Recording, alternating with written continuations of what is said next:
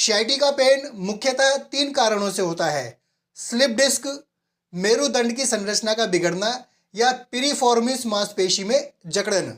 Slip disc की आरंभिक स्थिति में यह यूं कहे कि एक्यूट स्टेज में आरंभ के 3 दिन बड़े सावधानी के होते हैं।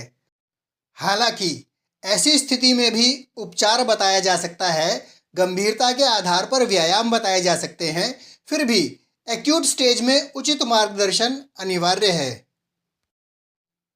जब एक्यूट स्टेज ठीक हो जाए, उसके लक्षण समाप्त हो जाए, जब 3 सप्ताह का समय हो जाए, तब अपने शरीर के अनुसार सावधानी से व्यायाम कर सकते हैं। पवन मुक्त आसन। पीठ के बल लेटकर एक टांग को इस प्रकार मोड़े, दूसरी टांग को भी मोड़कर घुटने को दोनों हाथ से पकड़कर पेट पर दबाएं। 5 सेकंड रुकने के बाद दूसरी ओर से अभ्यास करें। इस प्रकार लगभग 10 राउंड पर्याप्त हैं। ध्यान रहे, जिस सीमा तक हल्का स्ट्रेच अनुभव हो या यूं कहें कि मीठा मीठा दर्द हो, वहीं तक दबाव डालें, उससे आगे ना जाएं। स्थिरता पूर्वक आसन रूप में भी अभ्यास कर सकते हैं। सुप्त कटी चक्रासन। पीठ के बल लेटकर एक टांग को घुटने से मोड़ें, दूसरी टांग को इस प्रकार क्रॉस करें, विपरीत हाथ से घुटना पकड़ें, दूसरी भुजा साइड में, घुटने को दूसरी ओर हल्के स्ट्रेच की स्थिति तक लेकर जाएं। कुछ सेकंड रुकने के बाद दूसरी ओर से भी इसी प्रकार अभ्यास करें। इस प्रकार लगभग 5 राउंड पर्याप्त हैं। आप चाहें तो कुछ अधिक राउंड भी कर सकते हैं।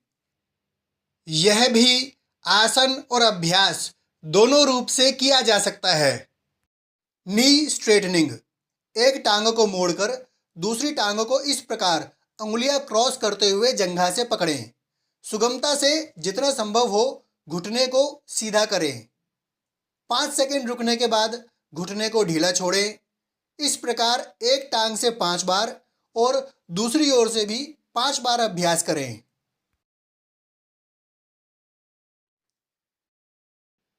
Supine ankle stretch. एक टांग को घुटने से मोड़कर दूसरे पैर को भीतर की ओर खींचें और लगभग 5 सेकंड रुकें। इसी प्रकार दूसरी ओर से भी करें। इस प्रकार लगभग 5 राउंड पर्याप्त हैं। फिगर 4। एक टांग को इस प्रकार मोड़ें और दूसरी टांग को मोड़कर टखने को इस प्रकार घुटने पर रखें। अब एक हाथ बाहर और दूसरा हाथ बीच से लाकर टांग को पकड़ लीजिए। स्थिरता पूर्वक एक एक बार दोनों ओर से अभ्यास करें। यदि टांग को इस प्रकार पकड़ने में कष्ट हो तो जंघा को भी पकड़ सकते हैं। हस्तबद्ध ग्रीवाचालन। पेट के बल लेटकर भुजाओं को इस प्रकार स्थिति में रखें। कमर और गर्दन को ढीला छोड़ें।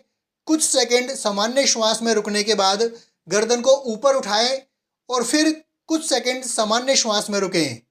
इस प्रकार 3 से 5 राउंड पर्याप्त हैं। शलभासन। दोनों हाथों को मकर आसन की स्थिति में रखते हुए एक टांग को ऊपर उठाएं, थोड़ी हाथों पर टिकी हो तथा घुटने सीधे रहें। 5 सेकंड रुकने के बाद दूसरी टांग से भी करें। इस प्रकार 5 राउंड पर्याप्त हैं। चाहें तो गर्दन ऊपर उठा सकते हैं, भुजाओं को इस प्रकार रख सकते हैं, हथेलियां नीचे या ऊपर की ओर भी कर सकते हैं। इन सब अभ्यासों द्वारा आपका दर्द घटते हुए कूल्हे या कमर की ओर आना चाहिए। यदि टांगों की दिशा में दर्द बढ़ रहा है, तब आप कहीं ना कहीं गलत अभ्यास या गलत रूप से अभ्यास कर रहे हैं। ऐसी स्थिति में उचित मार्गदर्शन में व्यायाम करना अति आवश्यक है।